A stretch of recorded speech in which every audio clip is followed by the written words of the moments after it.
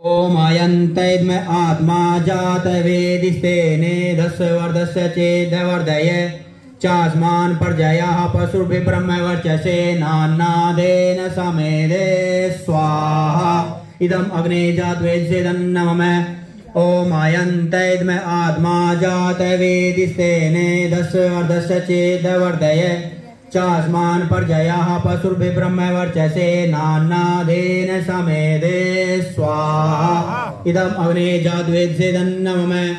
ओम अयंतैद्म आत्मा जात वेदिस्तेने दस्वर्धस्य चेदवर्धय चास्मान पर्जयाः पशुर्भि ब्रह्म वर्चसे नान्नादेन समेदे स्वाहा इदम अग्ने जात वेदिसेदन्नमः। दोस्तों नमस्कार, मैं निरुद्ध चौहान, स्वागत आप सभी का गांव गोहांड में। अभी हम बागपत ज़िले के गांव लूम्ब में हैं और हमारे साथ में हैं गौरव आर्य जी, जो सामाजिक मुद्दों के साथ साथ प्रकृति को कैसे बचाना है, आप अपने आप को स्वस्थ कैसे रख सकते हैं, क्या हमें खाना चाहिए, किस समय खाना चाहिए, इन सारी चीज़ों पर बड़ा इनका फोकस रहता है और उसके बारे में गहन अध्ययन इन्होंने किया है। तो गौरव भाई से बात करेंगे, क्या कहना चाहेंगे। आज के दिन योग दिवस है, तो योग से कैसे हम खुद को स्वस्थ रख सकते हैं और कैसे खुद को हम मजबूत कर सकते हैं योग के ज़रिए। गौरव भाई, स्वागत है आपका। धन्यवाद। मैं आप सभी गांव गोहांड के सभी न्यूज़ चैनल के दर्शकों को जो है आज अंतर्राष्ट्रीय योग दिवस के अवसर पर बहुत बहुत शुभकामनाएं और बधाई देना चाहूँगा। क्या कहना चाहोगे जी, योग दिवस है आज, क्या लग रहा है आपको इस अवसर पर? लोग बड़े आजकल धार्मिक होते जा रहे हैं, लेकिन उन चीज़ों का पता नहीं है जो होनी चाहिए। देखो, 2015 में हमारे देश के प्रधानमंत्री नरेंद्र मोदी के द्वारा संयुक्त राष्ट्र में एक प्रस्ताव रखा गया था, जिसको संयुक्त राष्ट्र के 193 देशों में से 177 देशों ने इस प्रस्ताव को जो है अपनी सहमति जताई थी। और तभी से 2015 से लगातार प्रत्येक वर्ष अंतर्राष्ट्रीय योग दिवस 21 जून को मनाया जाता है। और 21 जून को मनाने के पीछे भी एक कारण है, क्योंकि 21 जून को जो है बहुत बड़ा दिन होता है, सबसे पूरे वर्ष का सबसे बड़ा दिन होता है 21 जून को जो है, अगर समय की अवधि को देखा जाए। योग हमारे ऋषि मुनियों की एक जीवन जीने की पद्धति है जो हमारे ऋषि मुनियों ने हमें दी है।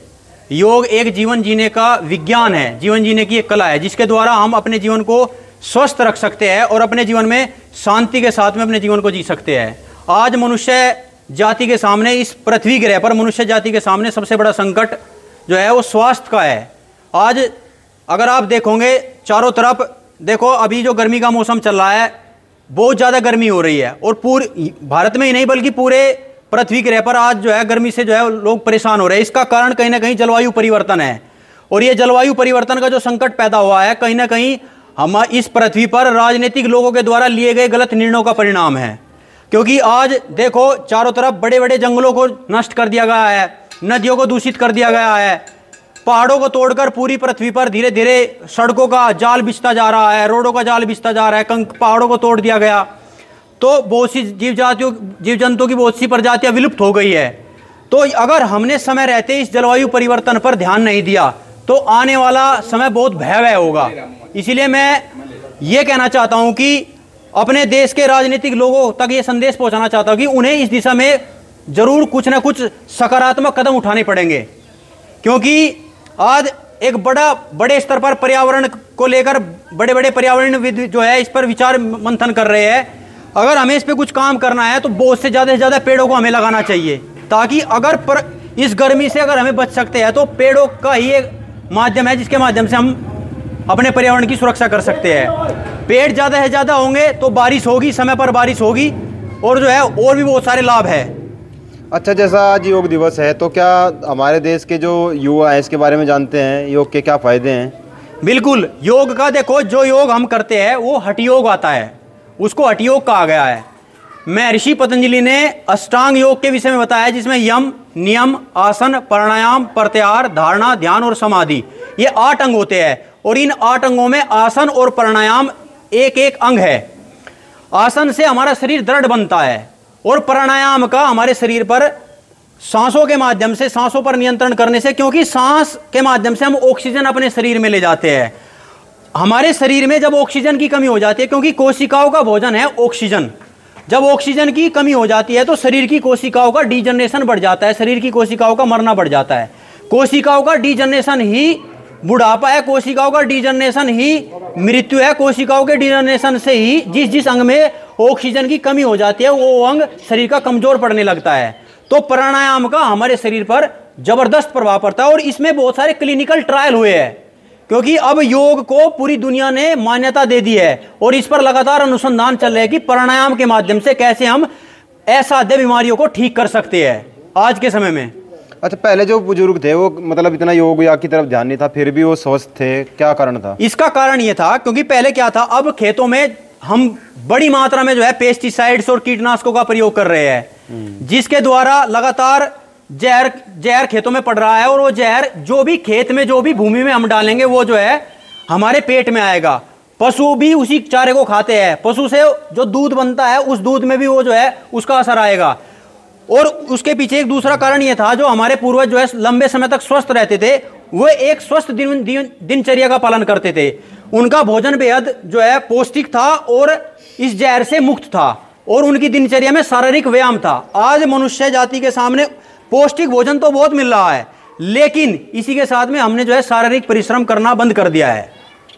अच्छा, जैसा जो हमारे बुजुर्ग थे वो इन चीज़ों का प्रयोग नहीं करते थे, लेकिन आज इन चीज़ों का प्रयोग जो कीटनाशक को ख़त्म करने के लिए पेस्टिसाइड यूज किया जा रहा है खेतों में, वो बड़ा बढ़ गया है। कैसे हम इस पर रोक लगा सकते हैं और कैसे, क्योंकि किसान तो उसको तो वो फसल का जो मिलना था दाम मिल नहीं पाता, इस वजह से उसे दुगना फसल लेने के लिए इस तरह प्रयोग करना पड़ता है। आप क्या कहना चाहोगे इसके बारे में? देखो, आज समय बदल चुका है, हमें कृषि के क्षेत्र में भी काफ़ी लगातार कुछ अलग प्रयोग करने होंगे। उसके लिए क्या है, हम मल्टीलेयर फार्मिंग कर सकते हैं, जिससे किसान को एक साथ में 4-4, 5-5 फसलों का लाभ मिल सकता है। उसके लिए क्या होगा, एक हमारे यहाँ पे गो आधारित कृषि है, पशु पर आधारित जो कृषि है उस पे क्या होगा, धीरे धीरे हमने इन पेस्टिसाइड्स और कीटनाशकों के प्रयोग से मिट्टी की उर्वरा शक्ति को पूर्ण रूप से खत्म कर दिया है। अगर आज हम एकदम कीटनाशक और रासायनिक खादों का प्रयोग बंद कर देते हैं तो उस मिट्टी में कोई भी फसल पैदा नहीं हो सकती, क्योंकि उसकी उर्वरा शक्ति पूर्ण रूप से हमने समाप्त कर दिया है, उस मिट्टी के जीवों को हमने नष्ट कर दिया है। तो अगर हम धीरे धीरे लगातार गोबर की खाद का प्रयोग और धीरे धीरे इसका प्रयोग करेंगे तो उस मिट्टी की उर्वरा शक्ति कुछ 4-5 वर्षों बाद आ सकती है। और उसी के साथ में फसल चक्र को भी हमें अपनाना पड़ेगा। पहले क्या होता था, हमारे पूर्वज हर प्रकार की फसल लेते थे, उसमें क्या होता था, अलग अलग फसलों के लिए अलग अलग पोषक तत्वों की आवश्यकता होती है, उससे मिट्टी में पोषक तत्व नष्ट नहीं होते थे, पोषक तत्व बने रहते थे। तो ऐसा हमें जब तक अगर हम फसल चक्र को अपनाएंगे तो जरूर हमें इसमें लाभ मिलेगा। क्या विचार है अभी हम?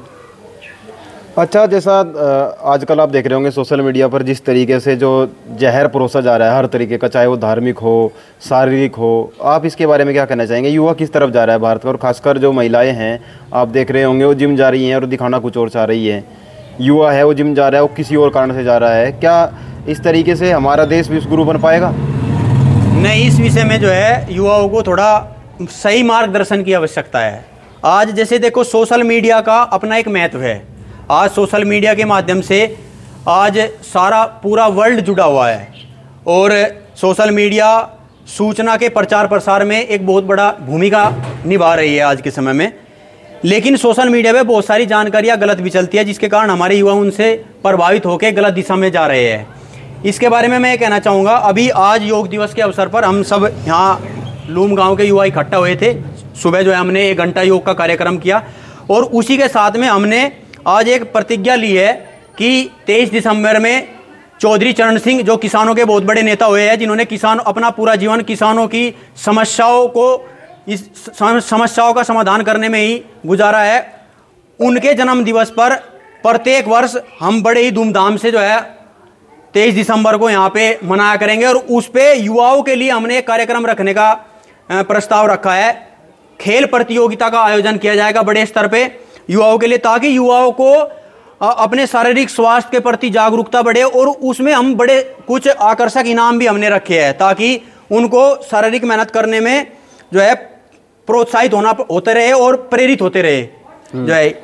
अच्छा, जैसा आपने जो जीवन योग फाउंडेशन चलाया है, इसमें आपने जीवन वेलनेस सेंटर, जीवन ऑर्गेनिक, जीवन गौशाला और ये जीवन गुरुकुल, जी, और आगे ये जीवन ये इन्वायरमेंट कंजर्वेशन आर्मी, पर्यावरण संरक्षण के लिए जो है। जी जी जी, तो इसके बारे में आप क्या कहना चाहेंगे? जीवन योग फाउंडेशन जो है, हमने 21 जून 2021 में इसकी स्थापना की थी। ये इसका रजिस्ट्रेशन नंबर है 73/2021 जो है। ये हमने इसकी स्थापना एक अच्छे उद्देश्य के लिए, ताकि क्या है, आज देखो सबसे बड़ा संकट मानव जाति के सामने स्वास्थ्य का है। तो हमारे ऋषियों की बहुत बड़ी देन रही है आयुर्वेद, प्राणायाम और बहुत सारी चिकित्सा पद्धतियां है, जैसे पंचकर्म है, षष्ठकर्म है, मरम चिकित्सा है, बहुत सारी चिकित्सा पद्धतियां जो आज विलुप्त हो गया। आज उन पे लगातार अनुसंधान चल रहा है।